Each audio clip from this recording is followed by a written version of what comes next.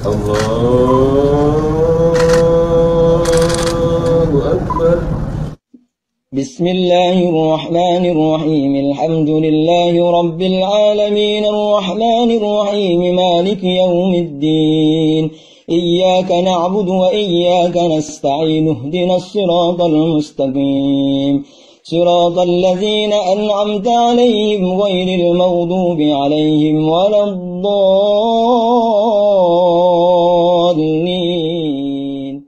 Amin.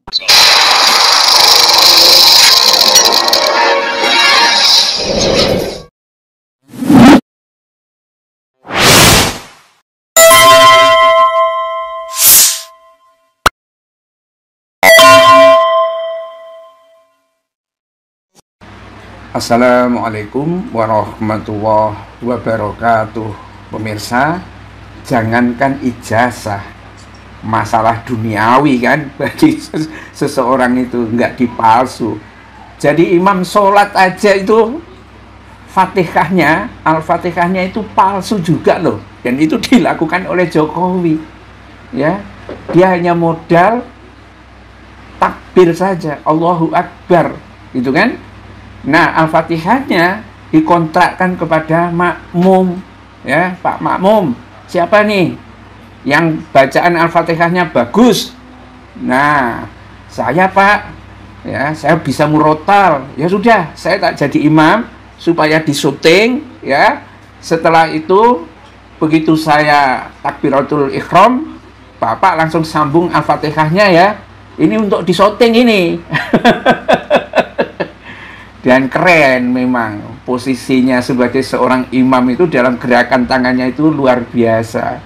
Ya, bagi para termul yang memang tidak ngerti bagaimana bacaan Al-Quran, bagaimana bedanya satu suara dengan suara yang lain, wah, merdunya suara Jokowi saat menjadi imam sholat. Ini video kiriman dari Arimun Pasa. Tapi bagi orang yang sederhana, biasa sholat, pasti sudah tahu bisa membedakan antara takbirnya Jokowi dengan murotalnya Al-Fatihah dari makmum. Ya, seperti itu. Ya, itu. Jadi suara takbir dengan baca surat Al-Fatihahnya beda kok, tega-teganya dibilang itu suara Jokowi. Ya. Terus ada yang bilang begini, tolong Pak Ustadz, ini hukumnya bagaimana? Menjadi imam hanya modalnya takbir, tapi Al-Fatihahnya ya dikontrakkan atau disubkontrakkan kepada makmum. Hukumnya gimana? Ya, hebat nih editannya, setelah takbir baca Al-Fatihah suaranya berubah. Jangan-jangan ada jinnya yang masuk ke dalam tubuh Jokowi, ya. Jinnya ini bisa baca Al-Fatihah dengan baik. Tapi entahlah ya, ini semua banyak ya, banyak komentar. Ini memang sudah agak lama pemirsa. Videonya itu tahun 2023, bulan Juni tanggal 29. Komentarnya itu mencapai 5.278 komentar. Dan rata-rata meyakini bahwa Al-Fatihahnya itu bukanlah Al-Fatihahnya Jokowi. Terus hukumnya itu bagaimana? Ya, kita tidak membahas hukumnya dan lain sebagainya, tetapi bagaimana cara-cara PKI itu supaya dianggap bahwa dirinya itu Islam, ya, dengan cara manipulasi sampai ke ibadah itu juga. Ada juga, kalau tidak salah Zulhas tuh, begitu cintanya kepada 02, tahiyatnya itu bukan satu telunjuk saja, 2 jari gitu loh.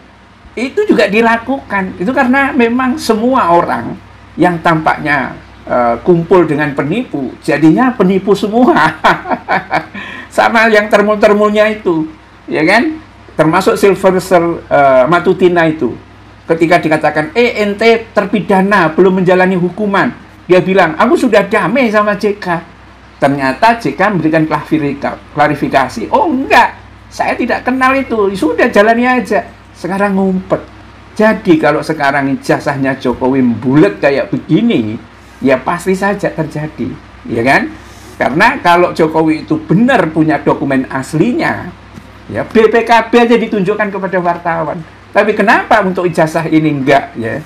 Ya, banyak yang memberikan komentar itu. Kalau saya dibilang plonga-plongo, saya diam.